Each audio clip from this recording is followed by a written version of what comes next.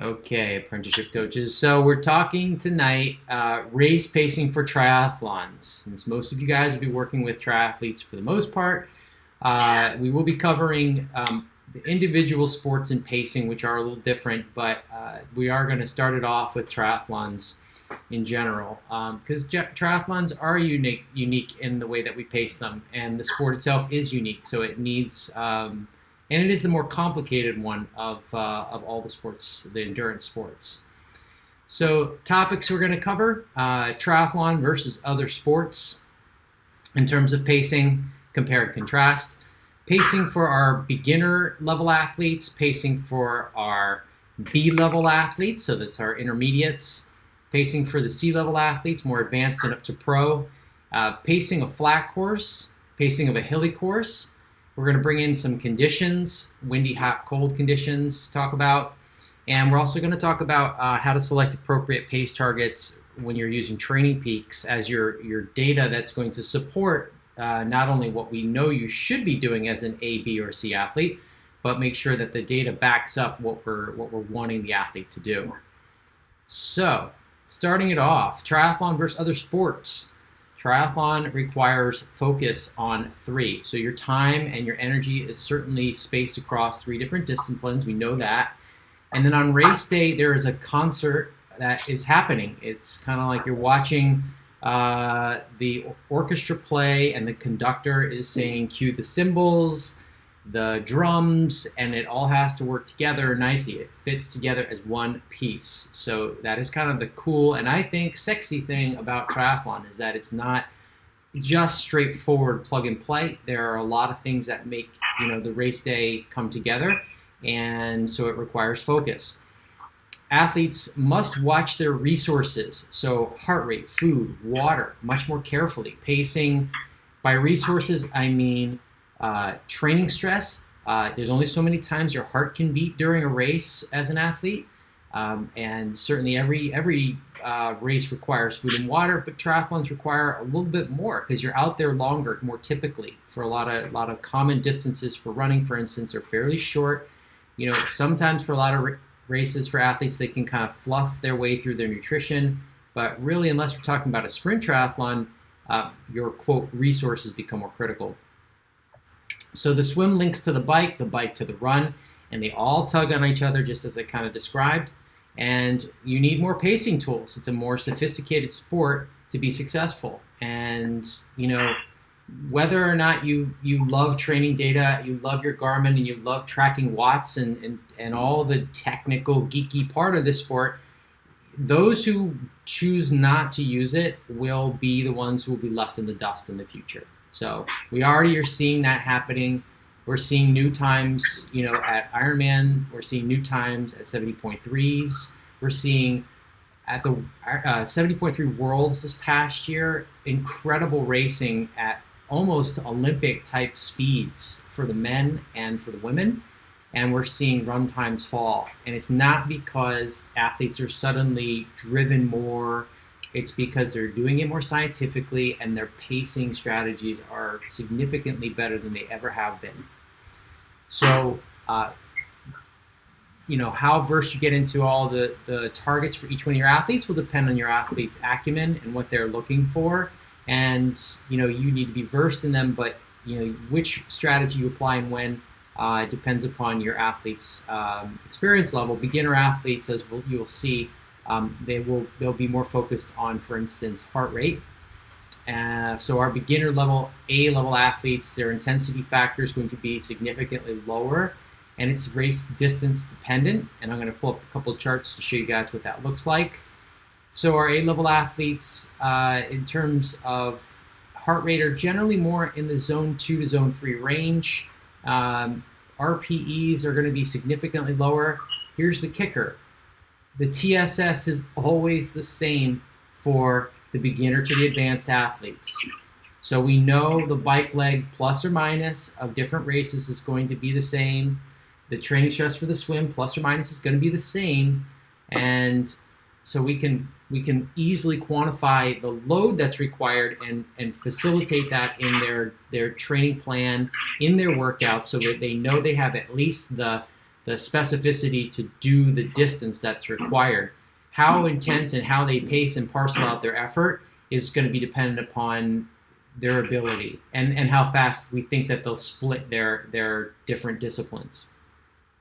Our B-level athletes are going to be looking more to power and pace as the key metrics that they are looking at.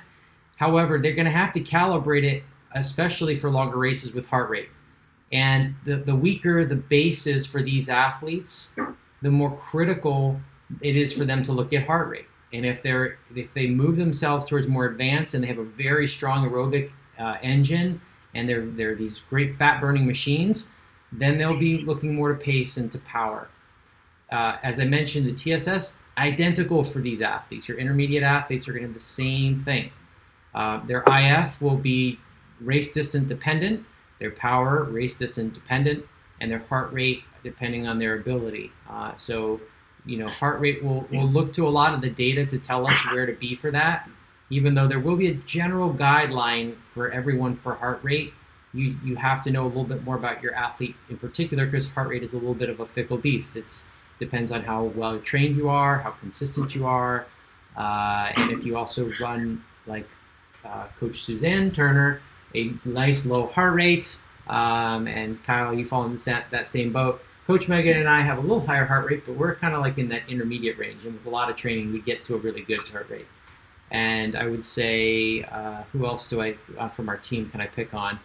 That's it. I don't think we have anybody with super high heart rate. That's at least on the coaching staff side. So, all right, moving on to our C-level athletes. Pace, power, and RPE is going to be the key. So actually, we bring in RPE, and heart rate really isn't very interesting unless it's a very hot, humid type of condition for these athletes. These are our professionals or our top age groupers. And their intensity factor, again, is going to be distance dependent. Their power is going to depend on the distance and what they did in matraining. Their heart rate, less of a factor. Some of them can redline it. Some of them can redline it at the top of their zone 2, and that's their max output, depending on the type of distance. So you have to look at their training data there for heart rate. Perceived effort is going to also range pretty greatly, and then their training stress, exactly the same for everybody else. So, sorry, but yeah. So for like a level C athlete like this, where heart rate is not a factor, would you still put in like any kind of max? In other words, because of those sort of, like you said, environmental factors. Like, in other words, this is your pace and power, and we know you can handle it. But if your heart rate goes over this, and it's big and it's hot, then that's when you need to think about dialing back or whatever. Like, is that something that you'd still consider putting in there? Or if a very advanced athlete did not have the fitness level, then yes. But by definition, they're a C advanced athlete because they maintain a higher CTL in general. There was a race that I did years ago, the Mossman 70.3, and I didn't have the prep going into it that I wanted. I had a lot of long distance training, really great heart rate, and I went into the race. It was a very hot day, and I went by feel the whole day. And it was probably 95 to almost 100 degrees, like really miserable conditions. And I came off the bike, and I'm running, and I'm suffering, and I'm slowing down. And I was in first place till about like the last quarter mile, and then I got beat, and I took second. Anyway, it was a really hard race. It was one of my most fun races I ever did, and it was the only race I ever did completely on feel. Now, my threshold heart rate is on the bike generally 168 to 170. 172, and my run heart rate threshold was about 174, 173. And that particular race, I was at 164 to 165 for 4 hours and 20 minutes. And so what it showed me personally was that you can move that aerobic fitness level right up to a high threshold heart rate value. And so that's why I say RPE becomes really important, and why the power and pacing tools become more important for those athletes, because they're not going to blow apart by heart rate, because they have enough food resources fueling them, either from their muscles or from the fact that they burn fat at such a high output that they don't have to worry about it. but you could throw in a cap if you thought that their fitness was in question. Okay. Okay. It sometimes is a bit situational. It's helpful to look backwards into athletes' programs, but you guys won't have really C-level athletes for a little while, so you won't have to worry about it too much. But I do think once in a while you may get somebody who for instance has a very high VO2 max, and that may be something that you have to consider. Good question, and good to know. All right, back on to just compare and contrast here. So I've broken out for every type of zone a way for you guys to see the race pacing for different athletes, different abilities. So I will, rather than go through every single race distance, I'm going to use Ironman as an example. I think it probably shows the biggest contrast. So for instance, beginner Ironman race typically most of their day on average as a perceived effort between a 2 and a 3. Now sometimes when it gets to the end, it feels like a 10 for everybody. So that's the weird part about using just perceived effort alone. It's not going to be exactly the best calibration. And then if we look at our B-level athletes, are somewhere between an RP of a 3 and a 4 most of the day, and our C-level professionals are going to be somewhere between a 5 and a 6 for most of the day. So you can see just kind of everything just kind of slides upwards a little bit the more advanced you are. And this is a general thing because, for instance, hardly anybody would say, well, I mean, an Ironman is just tough from start to finish. So this is a subjective thing. I'm going as fast as I absolutely can. So why wouldn't you call that a 10? Well, really, by vis-a-vis other things like heart rate and where you should be strategically in the beginning of the race, we know that if you're already at a perceived effort of a 6 or a 7, right, where you're going to be at a 20 at the end, no, the scale only goes to 10. So this starts us off at a low value and is the baseline for most of the day, even though we know at the end it's always going to go up. So perceived effort, a little weird, but good to see, where that exists as you kind of, are preparing your athletes. And perceived effort is a good backup tool because guess what? Every once in a while, your athletes aren't not gonna have the tools that they need to pace. If a Garmin fails, what are they gonna do? So they need backup, and perceived effort is a good backup. Okay, so moving on to power. So we talked a little bit recently about running power, and I've broken out the zones here. So again, for Ironman, our average run is going to be somewhere 81 and a little bit less for our A-level athletes, so our beginners. Our intermediates, power-wise, are going to be running power 82%, up to 85%. And our advanced athletes, these are our professionals and advanced age groupers, top 10s, are going to be somewhere in that 88%, so pretty high. And then our average power zone for our beginner Ironman, somewhere around 55%. And for our Bs, it's going to be 60 to 70%, 65. And that's a pretty big range. A lot of people will fall into that. And then our C-level athletes, advanced pros, the winning pros at Kona are going to be somewhere around 79% on the bike, which is pretty impressive to think about that. So it's really, the faster that you go, the higher the IF, always in racing. Any questions on that? It's fairly straightforward. You can easily kind of drill across the chart and find what you're looking for. For instance, if you want to find out what advanced sprinters would be looking like, or intermediate sprinters or beginners, you can kind of see what that looks like too, right? We're at 92%. It's kind of amazing to see that somebody who's running a sprint running power might be at 92%, and that an advanced Ironman is only at 88% for 26.2 miles. Kind of crazy to see how close those are.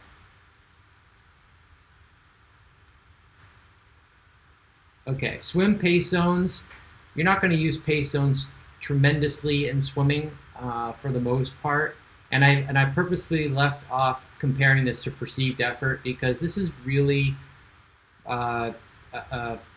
if you try to pair it with perceived effort, a lot of people will be drill limited, and it depends on how good they are in the water and their mechanics. There's a little more complicated kind of a note there to pass along to you guys. So what I instead think is better for you to focus on is approximately what is the average swim pace zone. So for instance, if you're trying to dial in the pacing strategy for somebody and you're trying to give them sessions that are going to look like an Ironman swim, for instance, you're not going to be sending them into doing tons of intervals, hundreds around their zone 4. Or you're not going to send, somebody who's a B-level athlete necessarily into tons of threshold work. Even though the consequence of doing that isn't the worst thing, it's just not very race specific. And so if we're talking about trying to dial in pacing for race day, and we're talking about workouts that are going to pair with that, we're always going to try to be as specific as possible to the goal, and which is what we're going to see on race day. Now for our run pace, as an average pace per zone for Ironman, for instance, our A-level athletes are going to be at a zone 2 and less. Usually, typically, a lot of beginner Ironman athletes are going to have to do some sort of walk-run. They'll run for the first 6 to 13 miles, maybe even 15, and then they do a lot of walk-run. So they're zone 2 and less. Our B-level athletes, they're really at the zone 2 to 2.5 kind of range. And if they're really up to actually almost advanced, they're going to be up to 2.8 as a zone. And then our C-level athletes, these are really the pros for the most part, can only touch zone 3 for a bit. And those guys are cranking it.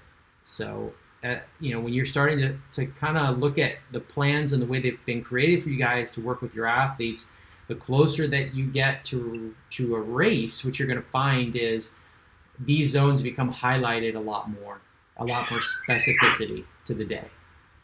And so it's kind of neat because, for instance, some of your advanced athletes can, or beginner athletes can dive into faster pace zones. It doesn't mean that they never see zone 4 because they don't do it on race day. That's really not the purpose. The purpose is for you guys to see where these guys are going to be racing on race day, because if they're going to do that on race day, they have to do it a bunch in training the last 6 to 8 weeks. And sometimes even you start further out than that, but it's not quite as intense. The intensity factor is low, but they're witnessing the speeds they're going to do.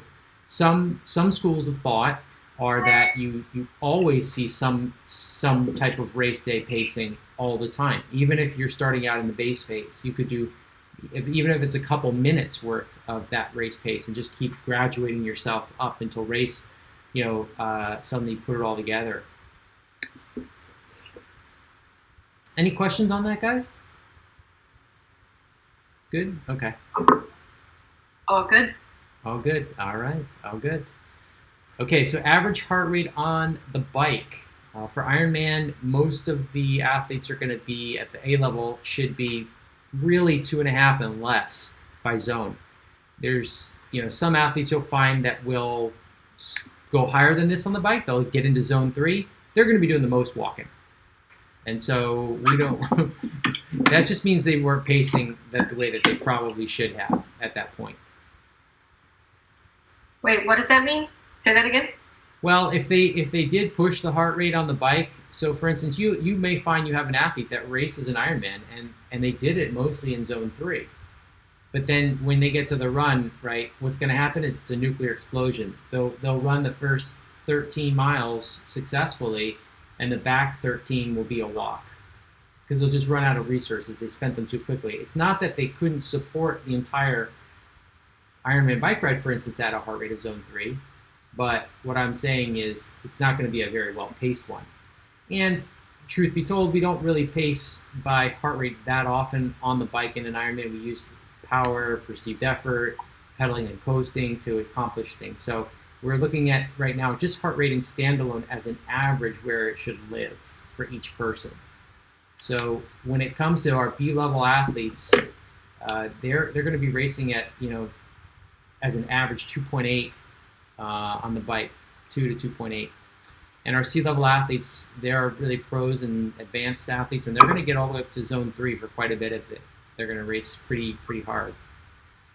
And so when you give the pacing for that, so I've only done halves. When you give the pacing for the halves, and you've said, don't touch this, or not don't touch it, like I'm not going to blow up, but power number, Mm-hmm. is that really a heart rate driven statement, or is that a muscular statement?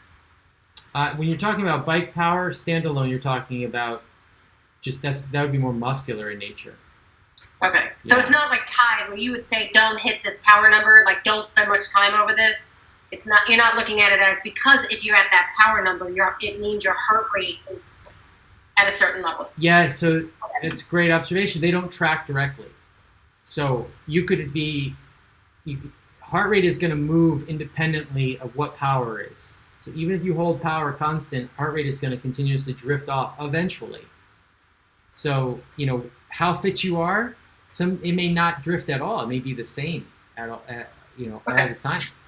But you can put lids on everything, right? You could say, I want the athlete not to have a heart rate of zone 4 ever.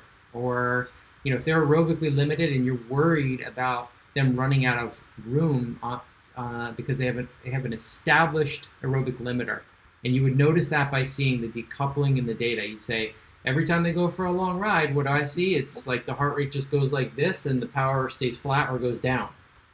And so you would know on race day that you can't just say, hey, just go for power, just go for pace, go for feel. And you're not going to have very many athletes that do that. In fact, working with beginner athletes, heart rate will become something that you have to be pretty versed in. I know. I just watched the previous heart rate session today to do a little preview, like a refresher on it. Yeah. Did it click a little bit?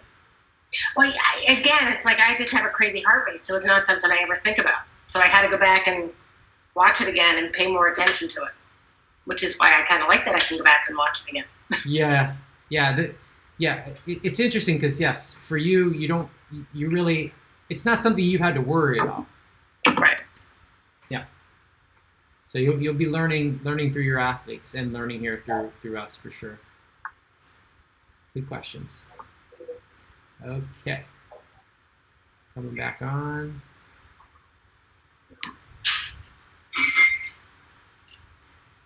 Okay, average heart rate zone for the run. I love this one. You can see a huge range on this stuff. What you'll notice right off the bat, right, is everybody can race a sprint, practically speaking, at their threshold heart rate or just below. When it starts to come down to moving up in fitness levels, though, and as the distance progresses, you'll see that our Ironman athletes, the beginners, are going to have to really keep it in zone 2 or less for the most part. Some can get away with mid-zone 2.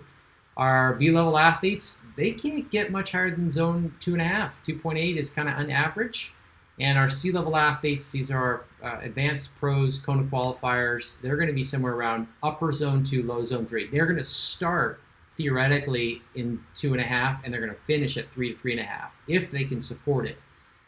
Now, I think that was the last slide. Yeah, okay. So let's take a quick departure. I want to head over to how you go about looking at an athlete's pacing from their training and determining what you're going to do with their pacing strategy. So Megan, I'm going to use you as the example. You're going to use me? I thought you'd be the best. So I'm going to go back and I'm going to use you as the example. Oh, are we going to talk about Cozumel? Mm-hmm. Look, hot mess. This is what happened. All right. So let's go back here.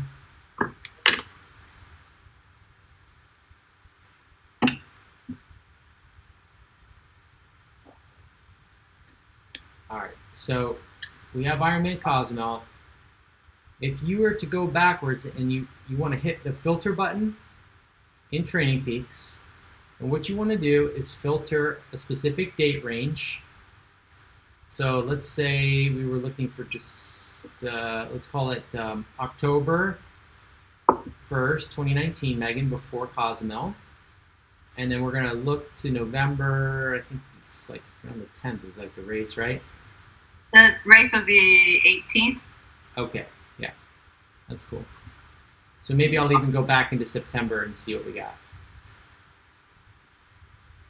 And so the first thing I do to figure out your bike pacing strategy is I'm going to pull up, I'm going to tick off the bike, and I'm going to raise the TSS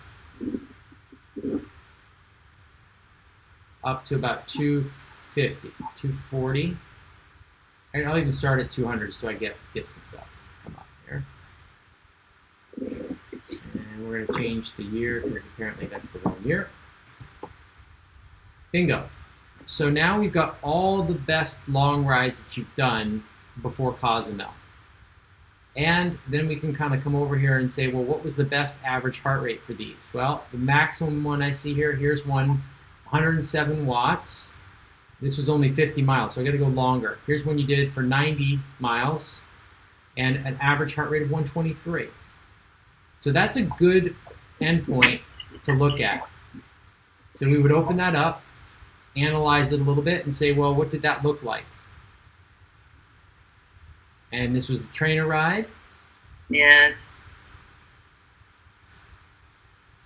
And when I would come in here, I'd say, okay, well, I don't see if I can get heart rate here.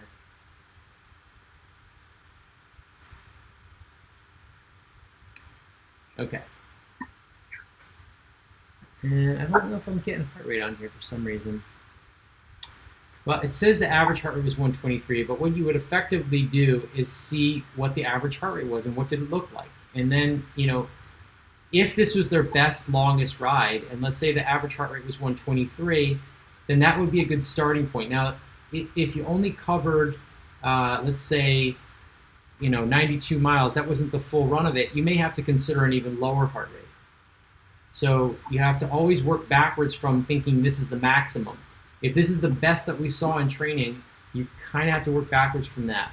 And this is just heart rate that I'm looking at. So we can also do the same thing for power. What was the best power output that was held? Or what was the longest run that we had? And so you literally just go in and you say, I want to know what the TSS was. I want to know what the best IF was. Yes, go ahead, Megan. Now I know why. So there are a couple of times, Susanna and Kyle, where I had like 7-hour trainer rides or 6-hour trainer rides, and I Zwift would quit after I'd like do 3 hours, go to the bathroom, and Zwift would quit.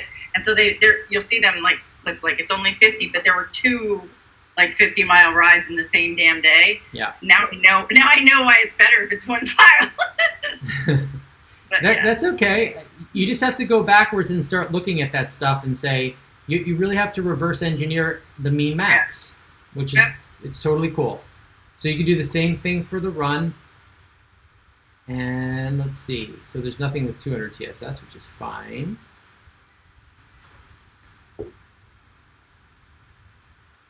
Cliff, we see you. We don't see Megan's workouts. Oh, did I not reshare my screen with you? We're okay with that, though, Susanna. Hold on, please. I love how he doesn't show the swim, he just shows the runs. Speaking of going backwards, look at my run data.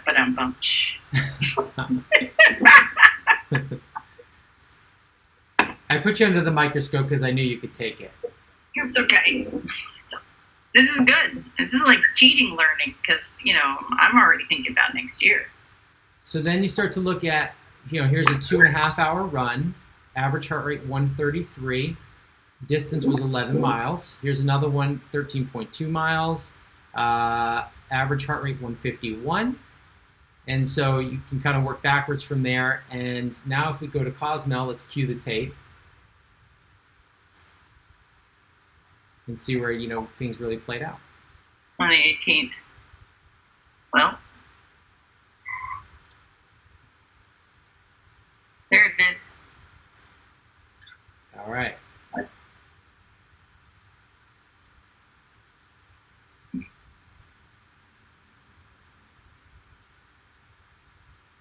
Loading, buffering, loading.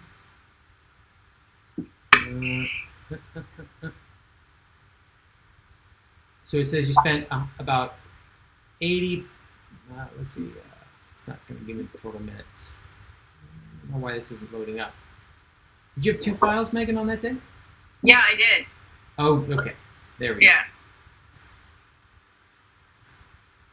That would Yeah. explain it. The reason is I used my watch just to beam heart rate to my 520, Mhm. but I didn't want to suck all the power out of my watch on the bike. So I used my 520. This second one is my 520 data, Okay. which should still have heart rate in it. Yep. Yep. Yep. But that'll be like the whole enchilada file probably. Yeah. There we Indeed. go. There we go. Okay.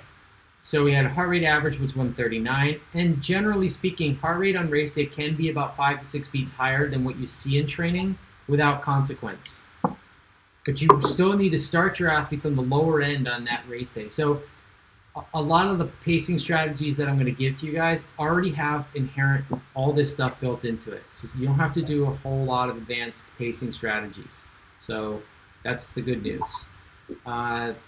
But you can adjust things based on what you see in your athletes if you want to make something more custom.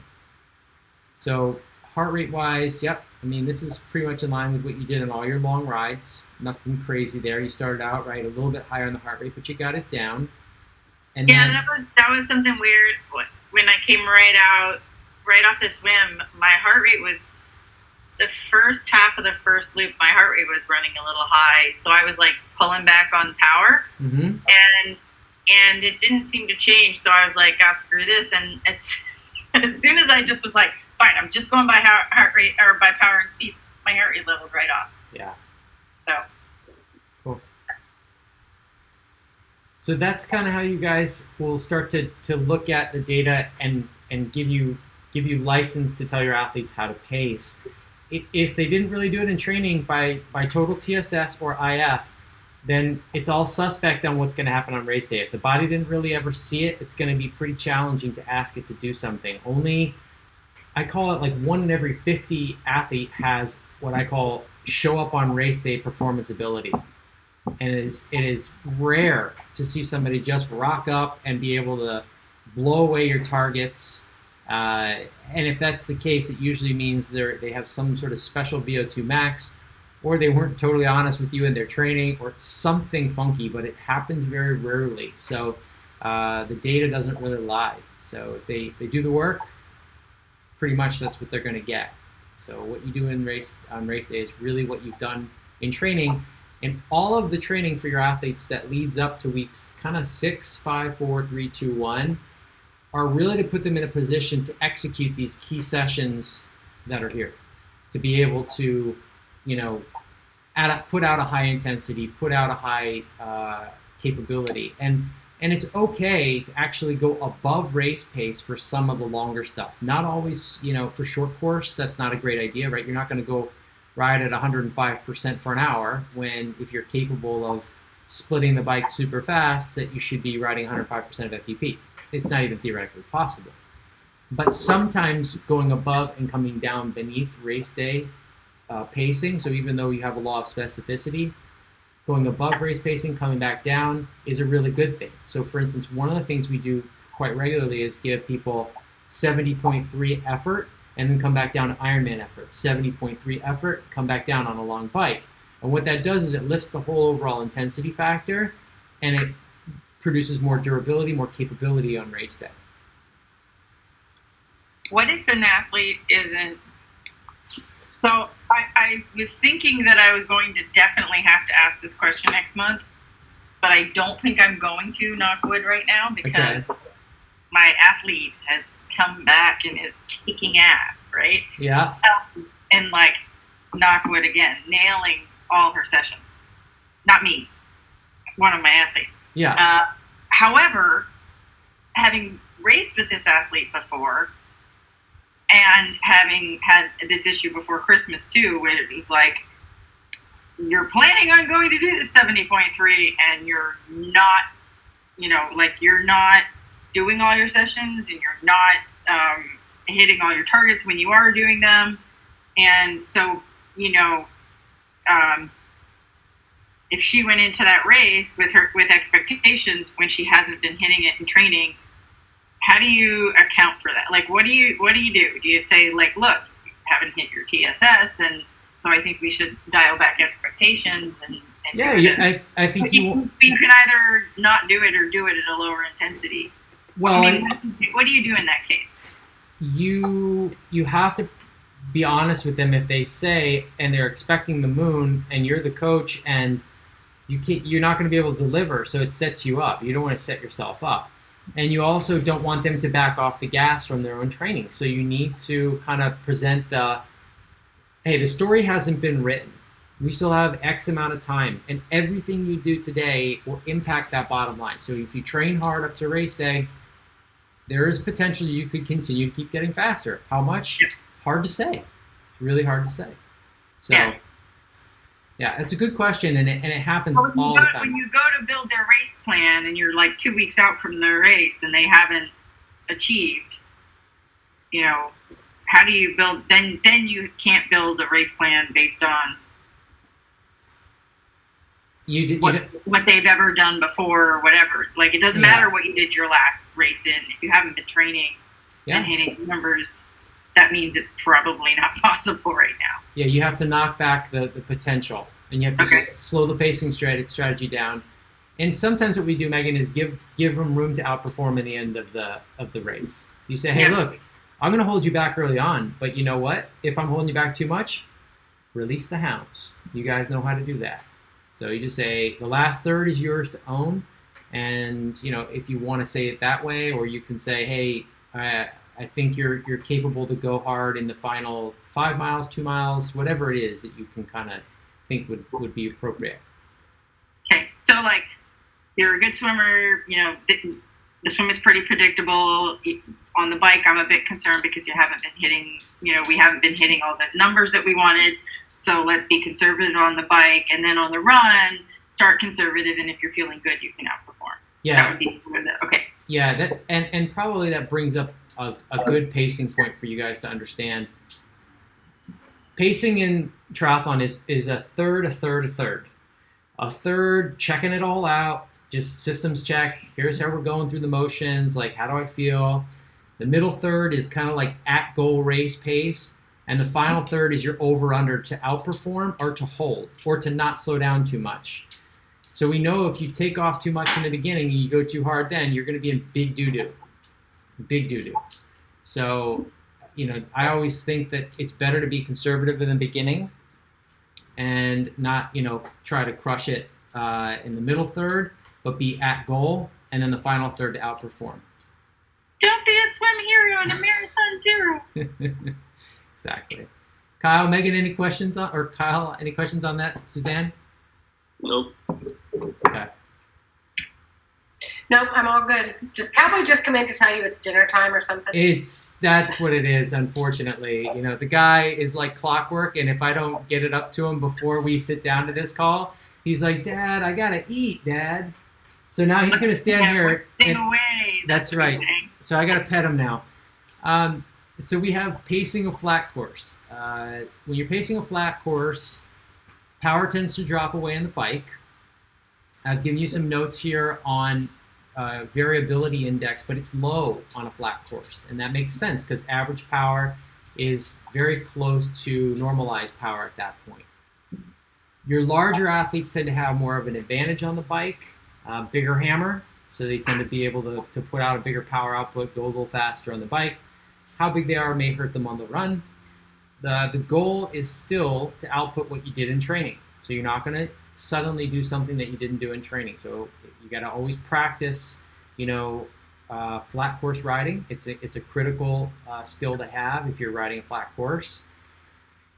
There's opportunities to pedal coast on a flat course in pacing in these races, and that's independent of the targets of FTP. That's important to understand. If your athlete is above goal race pace, they should be pulling back. And the reason is that wind shear is exponential. And when the wind is at your back and you're going super fast, pedaling into the wind or pedaling at that juncture is a wasted energy. And so it's kind of like saying, I give you $10, and when you go above 27 miles an hour, it's only worth $5. And when you go slow down to like 15 miles an hour, it's like $25, $30. So there's a value that's much more valuable when you're going slower to using power and output. So our intermediate athletes, we're going to want to ask them to draft legal, that's 6 bike lengths back, and use that pedal coast opportunity on a flat course to their advantage. Another reason to do Daytona, challenge Daytona, it's 3 bike lengths. Ah, nice, nice. That sounds like drafting. That sounds like cheating, but anyway. It probably was. Anyway. Yeah. Pacing of hilly courses. Okay, there's a higher variability index. That makes sense. You're going into some of the higher, harder efforts there. More challenging for the larger athletes, not only to bike, but to also run well. So that's advantage for our lighter athletes there, or power to weight ratio for those guys. It has to be given for any grades on hilly courses above 5%. And that's mostly because, again, the steeper the grade goes, the more challenging and the more power you have to put out to get up and over the hill. So the physiological cost is not linear, it's exponential above that 5%. Heat and hills. Boy, I mean, once you get into the heat and it starts getting hilly, your core temperature goes up, heart rate goes up, pacing tends to get blown up and go out the window. So it's why we really start athletes pretty light and easy. Lake Placid is a great example of an Ironman where we have to really hold people back early on for that matter, and any hilly course for that matter. It has to happen that way. So we work the ups within reason and constraints, power-wise on a hilly course, and we coast the downs when we get up to speed, back up to our target speed, and we always work the backside of the hill just until we get up to speed, and then we coast again. And that's to carry the momentum over the hill. Windy, hot, cold conditions. So hot heart rate dictates for our B and our, especially A-level athletes. Suzanne, you asked about setting caps there. That's what I'm talking about. Our C-level athletes, they may have to watch in extreme conditions, like if it's above 88 degrees and humid, for instance. Cold, core temperature, you definitely have to stay warm before our races. If you get too cold, you start wasting energy, and that's going to mess up your pacing in your day. I've left a note in an article there for you guys to follow that one. Cool races, perceived effort and pace power become more prominent because it's colder, your heart's not going to go up as much. That's not necessarily true for our A-level athletes when they're more aerobically limited. They may still find their heart rates fairly high. And it's less so for our B athletes and certainly less so for our C. So our cool races, we avoid warming up by going harder. We don't want to get into a scenario where our core temperature is so low that we have to work hard to get it up. That's, again, just wasted energy. And that can be prevented by dressing warm enough before going into the water, or even dressing warm on the bike. Wind changes where and when you push. So you can't beat the wind, but you can try. So this just says that the wind does dictate a bit our pacing strategy, and we have to think about where we're pushing on the pedals and why on the run or on a bike. So not that you have pedals on the bike or on the run, but I meant more so wherever the wind is taking you, you need to work a little harder running into the wind, or you need to work a little harder biking into the wind, and those are strategies that are probably a little advanced for some of the beginner athletes. They're going to kind of just still be focused on how can I even just put in an even output. But it's still worthy of the conversation for them. It won't be lost. So how do we select appropriate pace targets? As I showed you guys earlier, it's from Training Peaks. We're looking at IF, we're looking at power, we're looking at heart rate, and what an athlete told us their RPE was, for instance, and we're filtering by TSS to learn about what they need to do for race day. And so even if an athlete does have, we force rank them into an A, B, or C category, beginner, intermediate, advanced, it does not dictate the strategy. That they have to be prepared. They have to have done the work to earn that right to do that race strategy. So you may be, for instance, an A runner also, and a B biker. So you can split the fence here between our athlete types. And so how does that change your pacing strategy now? Well, you always want to maximize what you have. So if you have a dagger of a run, don't bike right up to the max you can on the bike, because then you won't be able to express that run. Or if you're a really strong biker, back off a little bit on the bike so you make sure there's plenty and enough room to run. And you still have to stay within the reasonable expectations of IF and pacing that are inherent to each athlete level, A, B, and C. And that's it, guys. Questions? Athlete questions for the week, or questions on anything we just covered? No, but I would think trying to get someone who's a strong biker to hold back is the most challenging thing. Super challenging. Yeah, and they won't believe you. They won't believe you, and Right. and because you're taking away their superpower, and until they've had an actual race where they've run well, they're just not going to believe it, and it's really difficult. And the only way we know it is to prove it to them somehow. In training, you just have them do an easy ride and then just pop off and see how hard they can run, and you see it. And the data, we have umpteen years worth of data to support that you're not going to run well if you bike 83% of your FTP and then go try and run an Ironman marathon. It is not going to happen. So, you don't even have to be a freaking awesome biker for that to happen, right? Like, here to say, you can be like, hey, I did my 112-mile bike in 6 hours. I should totally be able to do my Ironman bike in 6 hours. And Cliff says, no, more like 7 to 7.5. And you're like, no.